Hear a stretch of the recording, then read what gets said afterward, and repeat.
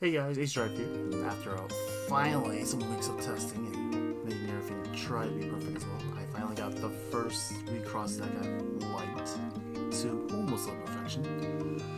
This is probably my favorite one. It is Ange, Center LRIG, and it's probably my favorite because it plays into my playstyle of good old mid-range. So, let's get on to the deck. Let's start off with our main center LRIG.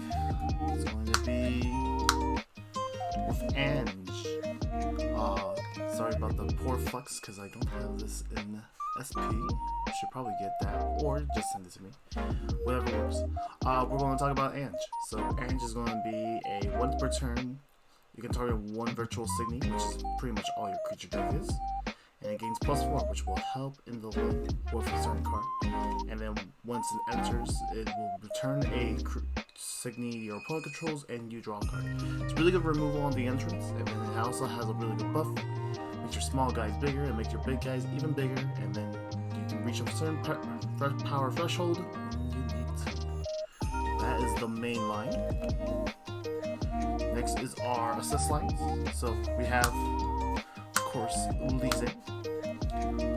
This is the assist line that it uses with white, because we are playing with a white-centric LRIG. This one is the one that says look at the top 7, add 2 whites to your hand for a grow cost of 0. As well as we are playing the offensive version of LRIG, which is on enter. Your LRIG gains the ability to restand. And then let's do more multi-attack shenanigans. And it's pretty good. You can play the more defensive one. I just liked it a little bit, this one to be my offensive one. The defensive one is pay 4. You can look at the top 7 called 2 Signies. And then it also has a main phase and battle phase effect. So either one is fine. I personally like this one a little bit more. I might switch it up later on in life, but I think it's just another goal right now. So there's that one. And then we of course have Tuga with her assist line. So this one is the defensive one. So the level 1 is just on enter -8. And then the level 2 is for 1 grow. On enter, it gives a Signy -12k. And then for a white, you also add a white Signy. Though adding a white Signy is kind of important because due to the hand size being down to 6 when you clean up, adding the 1 when you start whacking your next turn is pretty good. I like this one a lot. I've seen some people play with the other one that just vanishes too. It's really good on the offense. There's also a grow cost of 4/3. I don't know, Future Robert reporting that to me. And then yeah, this is my LRIG on the side. So there's that. And of course, we are playing 2 pieces. Of course, we are playing with Chime of the Beltless King, also known as Drake's for Charity, also known as Strong Draw. We are also playing Support Hellicia Saber, which is you add a white and a black and a color Signies from your trash to your hand if you have a white and a black on the field. This one's really good because you can add up to your hand and it also bumps your DI to be really high numbers.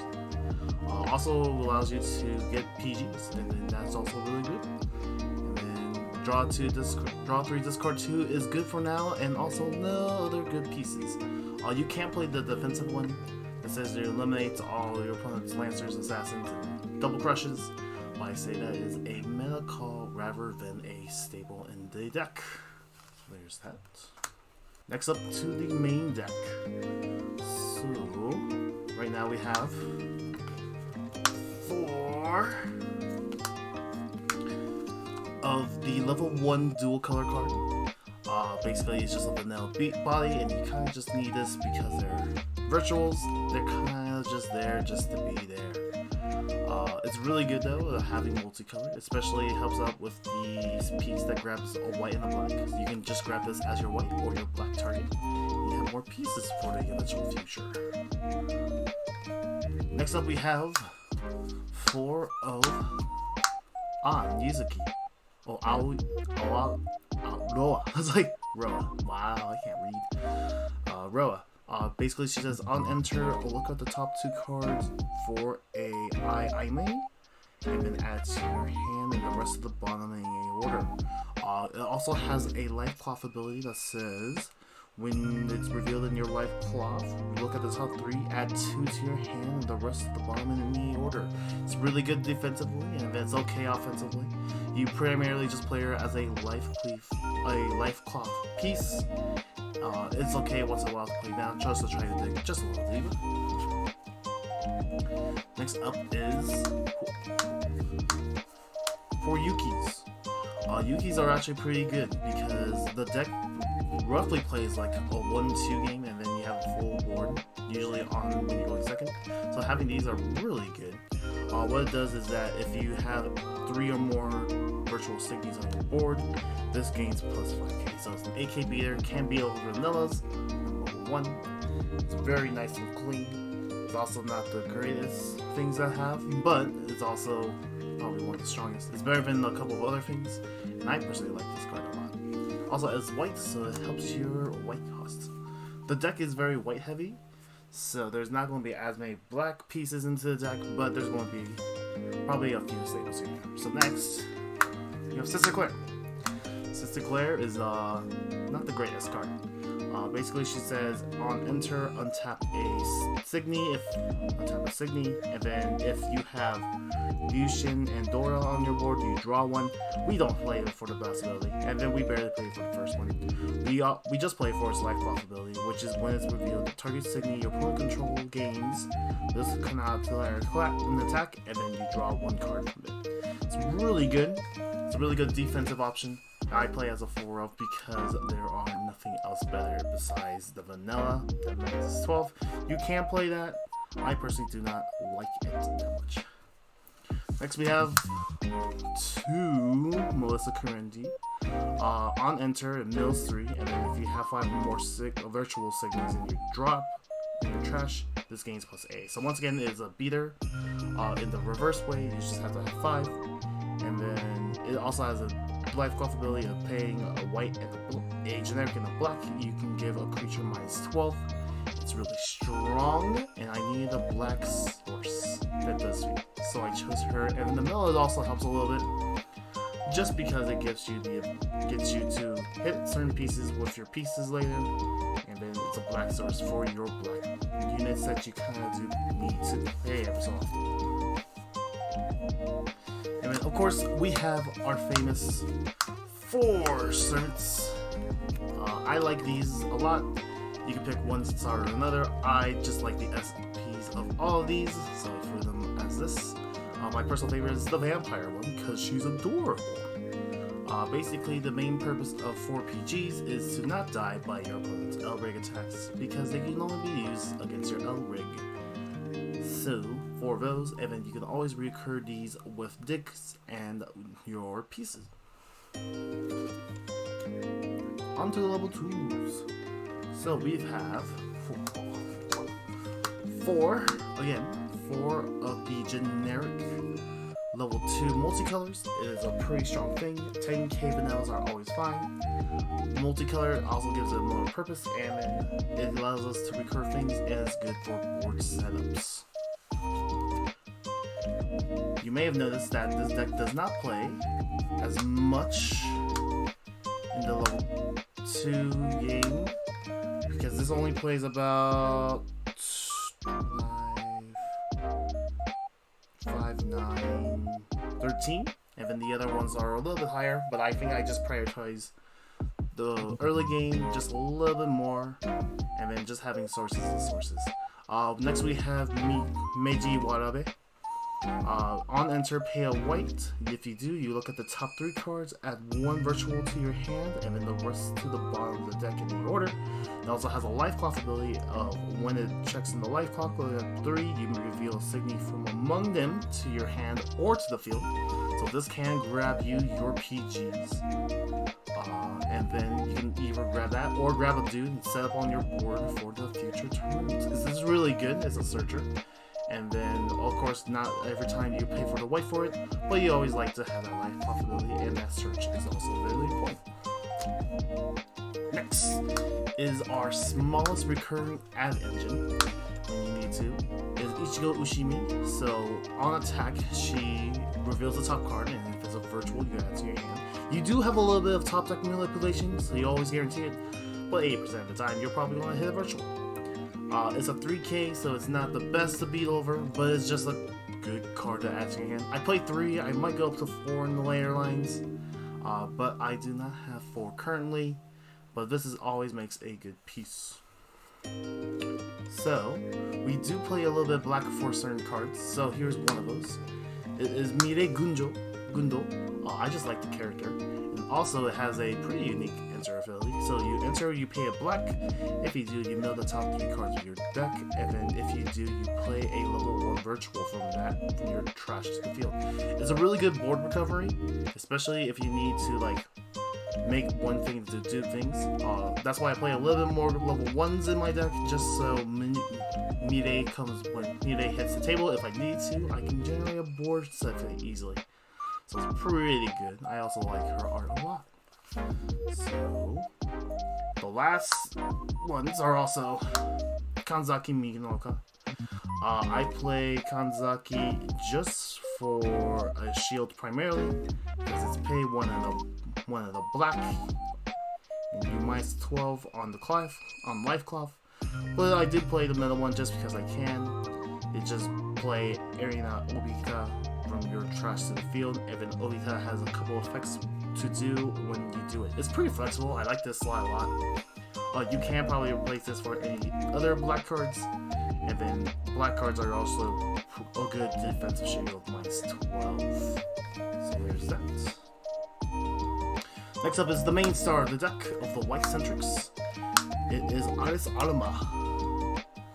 It is a level 3 with 12k base. It also has to work with Sanbaka. It is whenever the Signy attacks, if this power's unit is 2,000 or more, you can bounce a dude in combat. That's really important whenever you're fighting another creature. It's very strong. It's a good closer, and also how you get to 20,000 power. So its next ability is you pay a white. You may reveal any number of white virtual signies from your hand. Oh, I thought it was white. Don't matter. But you play it with white anyways. Until the end of the turn, it gains 1,000 for each unit revealed this way. So if you have a hand of 8, it will gain plus 8, it'll hit 20. If you have a hand of just 2, it'll gain plus 2. That's why playing with Ange as your center gives it plus 4. So it hits a 16. So the critical number that you really need to hit is 4 to hit it to that 20 number. You can have more just to get a little bit higher against the mirror matches of the minus power. If you do not attack with this first. So I like this one a lot. It lets you to have a lot more bigger numbers to crush into. And it also helps against the red deck as well, because they have to kill something of a certain power hold.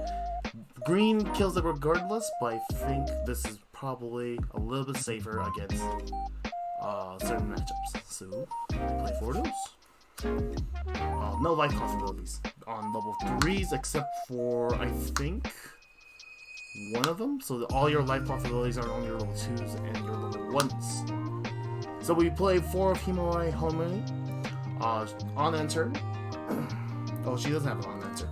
At the beginning of your opponent's turn, you may reveal the top card of your deck. If you do, if it is a virtual character, you gain Shadow, which is basically hex proof until the end of the turn. So basically they can't target this with effects, but they can just ram into it with other dudes. If it wasn't worded like that, I think it would be a little bit different. It also has a once per turn effect of playing a white. If you do, look at the top 3, add a signy from among them to your hand, and then the rest on the top, and then one on the top, and the rest on the bottom.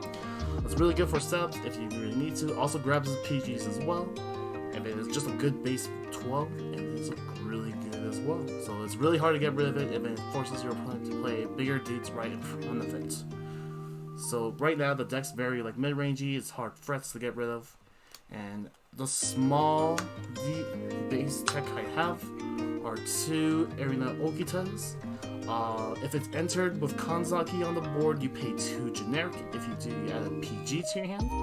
Or if you have a full board, you may pay 2 white and a colorless to bounce a due to your opponent's hand. It's kind of a big flex spot right here. You probably can't play it with something else. I just had Kanzaki, so you can play it with Aaron as well. The 12K vanilla does things with that, and you can play with that and adjust it with Kanzaki.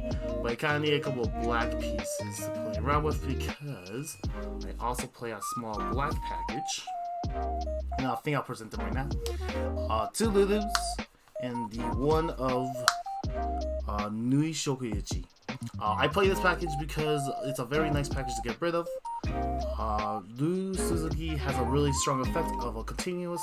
If you were to refresh your deck, you don't have to pay your life cloth in order to do it. And then it has a once per turn effect of paying a black and generic to minus 10 on a dude. So it's really good to clean up in the early games if you have this up.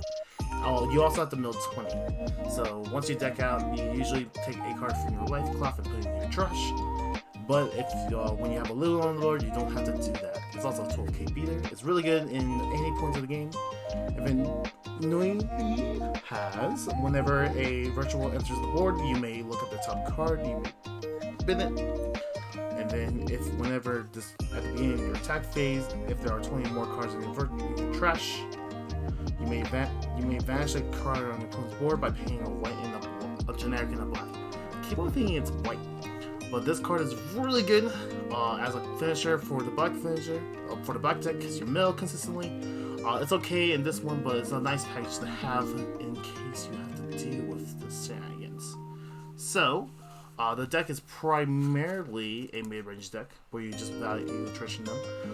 The deck will change depending on the matchups. Again, it is not a perfect deck because mid-range is once again a not perfect deck. So, this is probably my favorite deck of the set, and once set 1 comes out, there'll be a little bit more variety. I will probably, when it comes out, maybe if we get an established market in the West, try to get this one in SP. But for right now, I think this is pretty fun. It's really good for any mid-range players. There are definitely other decks. My friend has built a Black Tilko deck, which will eventually, I may see it here on the channel. And then also deals with the red matchup fairly good. I haven't built it completely yet to the tournament level, but this is pretty fun as well. This will probably have a good chance against it, and probably like a good deck to try to understand how the game works. So, if you guys liked the video, please comment, subscribe. More WIXOSS content, let me know in the comments, so that way I can get some more content in. I definitely want to try doing a deck profile before set 1 drops, and then once set 1 drops, I will try to make as much content as I can in the form of maybe deck profiles, maybe some gameplays if I get some, and that will be it. Thank you guys for watching. You all have a good day. Bye bye.